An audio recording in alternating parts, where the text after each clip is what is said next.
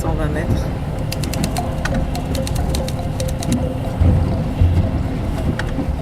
Autour des patates. Ouais. De toute façon, c'est après cette série de patates, c'est à 100 mètres. C'est là où c'était le plus dense, tu vois, en fait. On va voir s'il est possible de la faire maintenant. Si ça se trouve, on va pas pouvoir parce que si le courant est trop fort, on va pas pouvoir.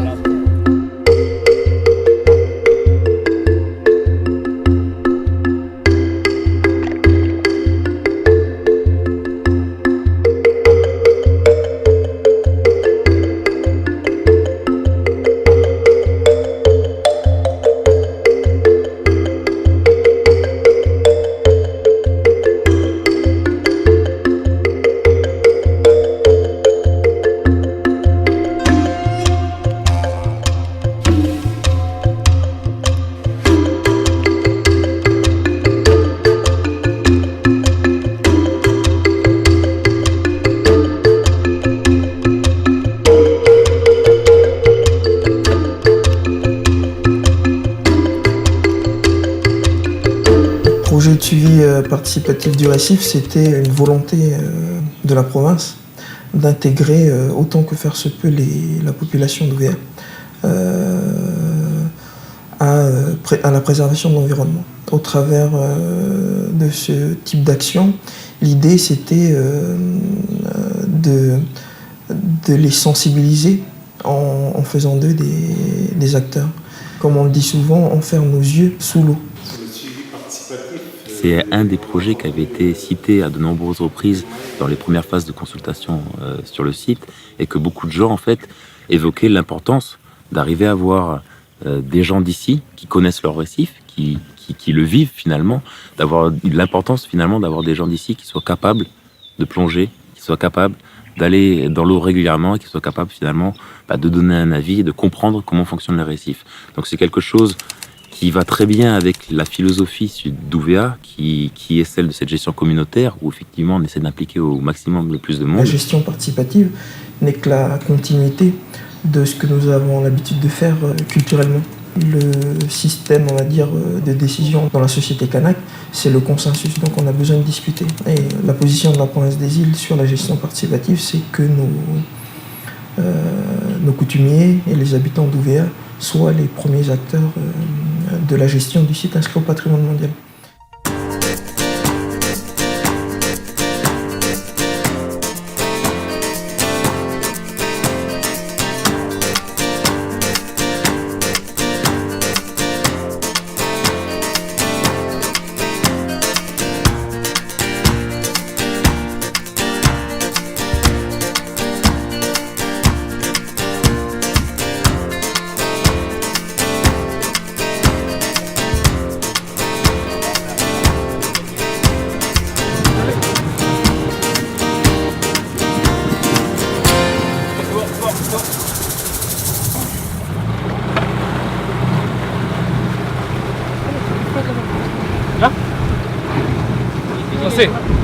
Là, le truc qui flotte là devant. Alors, dans les suivis participatifs, la première étape en fait est de se concerter avec les personnes qui habitent sur les différentes zones pour connaître en fait les récifs qu'ils ont envie de suivre. Donc voilà, ça passe par une première phase de concertation, on s'assoit tous autour d'une table avec des cartes pour choisir les récifs. Donc là, en l'occurrence, on a fait des concertations avec les coutumiers de l'Équine et de Mouli, puis quelques pêcheurs. C'est même pas le souci des gens de faire attention à ne pas écraser le corail. Puis c'est peut-être pour changer les manières de faire, les manières de vivre des gens. Celui-là, c'est lequel, pardon, donne-moi le nom. Ça, c'est Gué. Gué, G. Et pourquoi là? Parce que là, il y a pas mal de fréquentation touristique. Ok. Et Guétché, c'était quoi? C'est par rapport à quoi tu disais? Guétché, c'est pareil comme ici. Baya, c'est un endroit où j'ai repéré pas mal de corail. Donc, une fois que ces points sont marqués sur des cartes, on va dans l'eau et on regarde plus précisément en fait de quoi sont constitués ces récifs pour voir s'il serait intéressant de les suivre.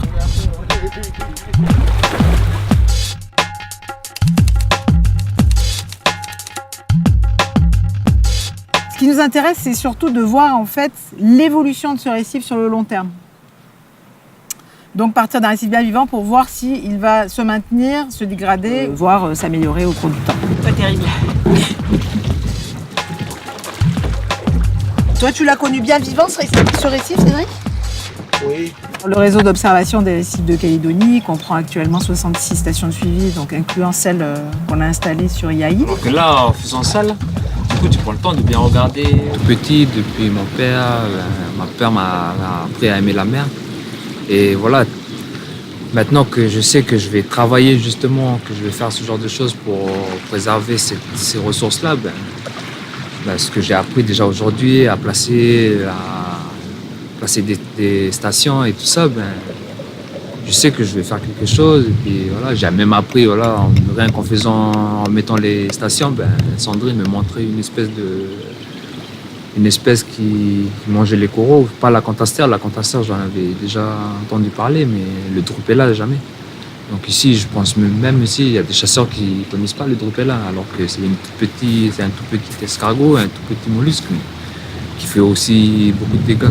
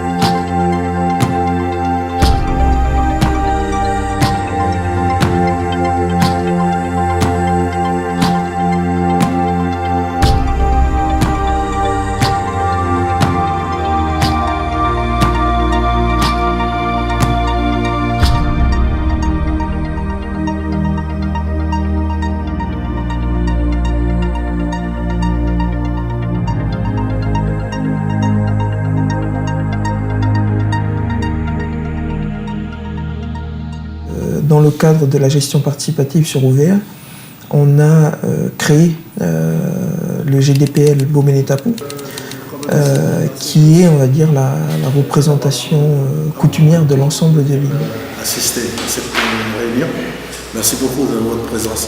Le comité de gestion est composé de plusieurs acteurs, associatifs, institutionnels et coutumiers. Et donc le GDPL Boméné-Tapou est la figure de proue de ce comité de gestion. Et c'est avec eux que la province décide des grandes orientations, élabore le plan de gestion et décide quelles actions seront menées d'une année sur l'autre. Du coup, on a créé un logo, on a lancé un concours de dessin dans les écoles pour impliquer aussi les enfants, parler aussi du GDPL, de ce comité de gestion, de ces groupes de coutumiers à l'intérieur de ce GDPL, aux écoles, sensibiliser aussi les enfants, parce que des fois, même nos enfants, j'ai ressenti que voilà, ils n'étaient pas au courant que même le lagon était inscrit au patrimoine mondial de l'humanité. Le classement, il a été fait, mais déjà nos vieux, ils le protégeaient déjà, ils le préservaient déjà. Donc c'est aussi ce rôle-là de tous les coutumiers, ce rôle qu'ils avaient déjà, qu'ils continuent à perpétuer maintenant avec nous et nous derrière avec les générations futures. Pour cette année, il y a le sentier sous-marin sur Mouli et un sentier pédestre qui va être mis en place ici aussi sur les Quignes. Et pour mettre en valeur justement les sites comme Mouli Vélo, les passagers de Rémonta et tout ça. Et ici, pour parler beaucoup plus de cette réserve coutumière du district du Sud. Ici, on est à Payava. Payava, l'îlot qui est là, je ne sens pas ça. Payava, l'autre côté, c'est Bouli. Vous avez constaté plutôt des coraux bois. C'est pour ça qu'on a voulu une station au bois sur l'intérieur de la réserve.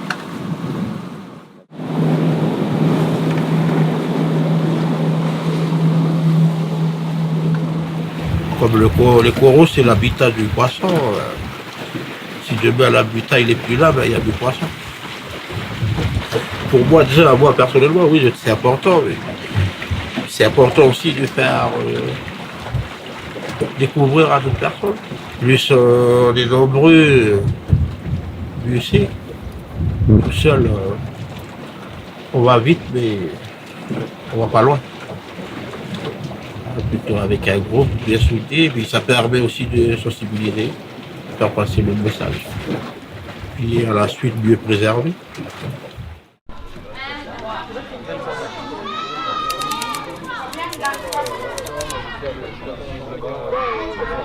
Donc la première journée, ça va être une journée de formation.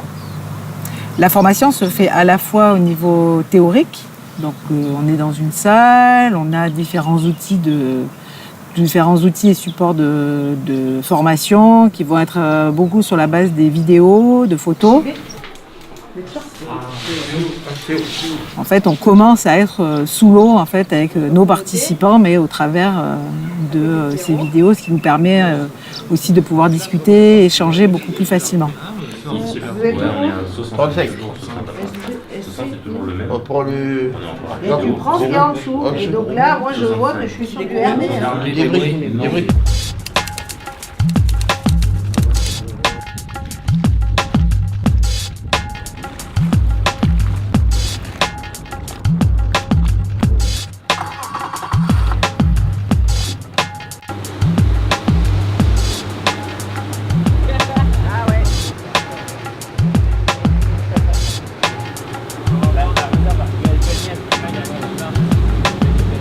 Une fois que les participants ont bien compris les méthodes et les espèces qu'ils auront à identifier, on va s'entraîner donc sur le récif.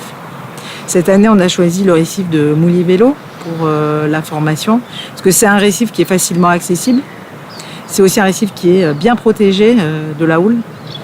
Et c'est un récif qui est très intéressant parce qu'il est diversifié en termes d'habitat, de poissons et d'invertébrés.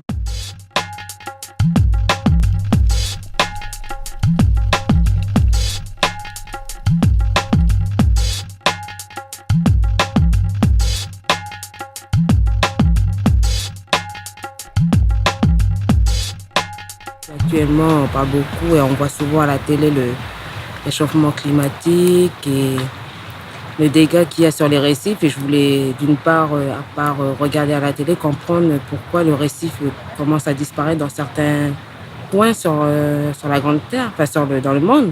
C'est une forme de sensibilisation envers la population. On prend conscience directement sur le terrain. On est acteur. Mes cousins ou mes cousines, quand j'irai en mer avec eux en pêche, et donc je pourrais leur expliquer ce que j'ai appris aujourd'hui. Et j'invite à tout le monde à venir. Hein. C'est marrant d'être en collectivité, on blague, et puis après, quand on sort de l'eau, on parle même plus des noms qu'on doit parler normalement, mais on parle avec des codes, donc c'est rigolo maintenant hein, de sortir avec des codes, et puis voilà.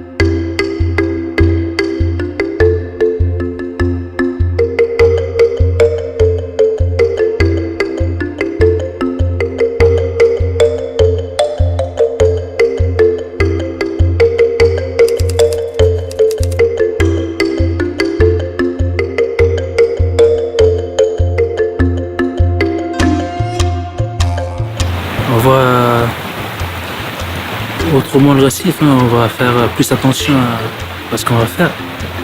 Comme on vit aussi de la pêche, et puis c'est important aussi de savoir comment protéger la mer, les coraux. Et c'est toute une chaîne en fait qui va avec les poissons. S'il n'y a pas de poissons, il n'y a pas de coraux. S'il n'y a pas de coraux, il n'y a pas de vie, quoi. Dans les premiers sites où on a été, il n'y avait pas beaucoup de vie souvent, par rapport aux deux autres qu'on a fait après. Parce que bien avant qu'on fait cette formation, on voyait les récifs, mais différemment. Et aujourd'hui, on a pu observer les récifs et on voit qu'il y a beaucoup d'impact sur les récifs. Ces séjours qu'on a fait, j'étais avec Sandrine, avec toute l'équipe. On a beaucoup aimé, on a beaucoup échangé aussi. Du coup, ça fait une bonne équipe.